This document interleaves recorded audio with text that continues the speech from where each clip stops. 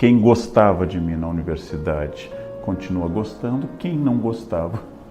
Eu acredito que em qualquer situação, de um escritório a uma universidade, o fato de alguém ganhar fama provoca rebuliço. A fama sempre mexe também com o narciso das pessoas. Ela mexe com a convicção das pessoas sobre si. Eu acho que a vaidade é um fenômeno universal, eu sempre repito com toda sinceridade, eu nunca conheci alguém humilde. Agora, há pessoas que controlam mais a vaidade que controlam menos. Porque a vaidade é um excelente antídoto para a vaidade. Então, eu não faço tal coisa porque eu acho que pode arranhar a minha imagem. Então, a vaidade faz com que você controle a vaidade. É difícil para as pessoas entenderem que eu gosto de você, sou seu amigo e não concordo com tudo que você diz. Porque no nosso mundo, não concordar é eliminar. Seres humanos agem. E as coisas podem melhorar ou piorar. Então não chega ao radicalismo do Príncipe de Salinas no Leopardo, que diz que as coisas vão melhorar um pouco e depois vão piorar. Muito. Eu acho, por exemplo, que a situação da mulher e o combate ao racismo hoje está melhor do que há 100 anos. E isso não foi fruto de uma graça infusiva extraordinária, isso não foi fruto de um acidente celeste, isso foi fruto de ação concreta de pessoas que lutaram para isso, consagraram na lei ou nos costumes, na prática ou nos desejos, que uma mulher, por exemplo, hoje possa se divorciar, casar de novo e não seja um peso como era antes da aprovação, por exemplo, do desquite no fim da década de 70 ou do divórcio depois. Eu fui criança em uma cidade pequena do interior gaúcho, conservadora, e tínhamos apenas uma menina na sala, fruto de pais separados. E quando ela não aprendia polinômio, a explicação dada em público era essa. É óbvio, os pais são separados.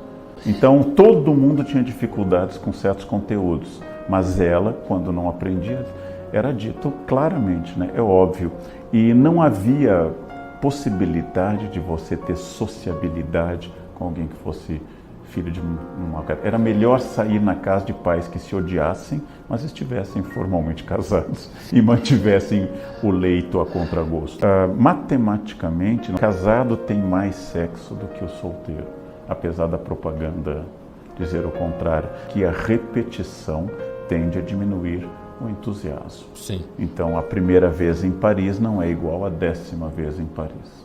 As 90 primeiras relações sexuais com sua esposa não são iguais à que passa do número 1000 ou 1500. Isso é da natureza de tudo. Um carro novo só é novo por um pequeno período de tempo. Eu tenho uma convicção que não existe essencialismo, eu tenho uma convicção básica de que a existência precede a essência. A ideia não é bem minha, mas eu acho que não existe fórmula, então as pessoas devem ou não casar.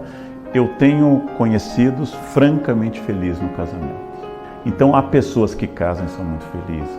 Conheço pessoas que não casam e também são perfeitamente felizes. Então solidão não é um mal em si. Eu acabei de escrever sobre isso no Dilema do Porco-Espinho. Ficar sozinho não significa ficar triste. Se há um Deus, então a liberdade é um pouco menor. Mas se não há um Deus, então nós somos livres para criar o nosso próprio caminho na conversa, no diálogo entre o que eu sou, o que eu posso ser e aquilo que eu não posso deixar, eu não posso ignorar como natureza biológica e assim por diante. É dessa tessitura no qual eu não sou nem onipotente, nem impotente.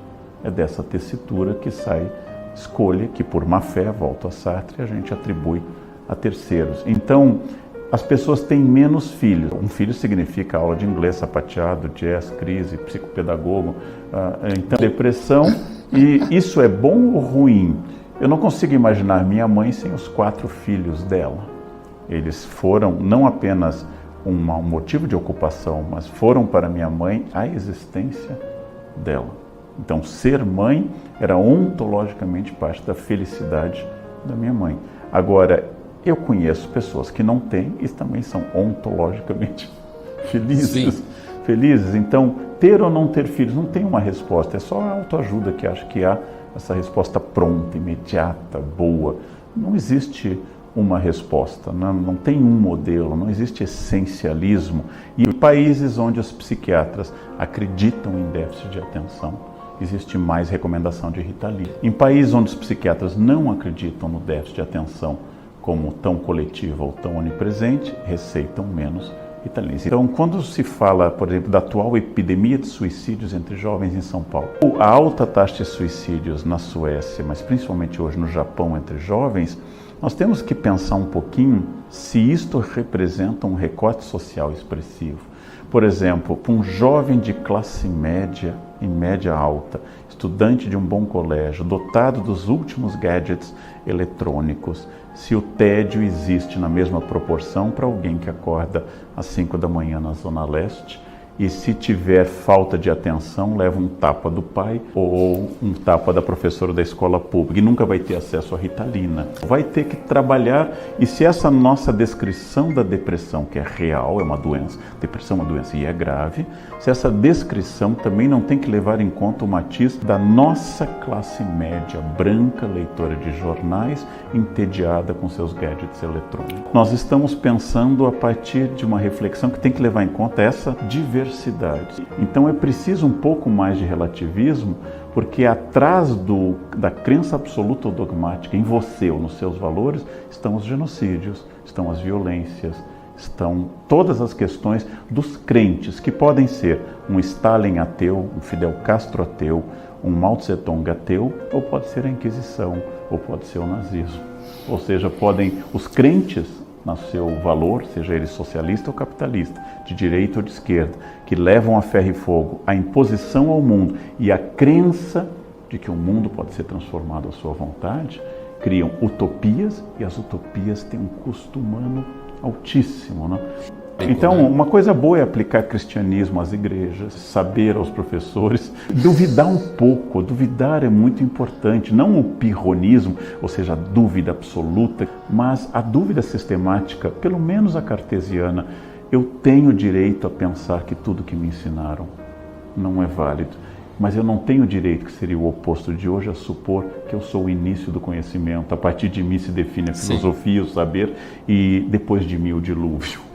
Eu não sei muito, outros souberam muito mais antes de mim, mas eu preciso reviver biograficamente a trajetória do conhecimento, e a juventude deve ser cética, um bom momento para ser cético, porque a idade vai te tornando ou acomodado ou dogmático, ou indiferente. Infelicidade é geradora de respostas novas, e a felicidade tem um poder de emburrecimento profundo, né?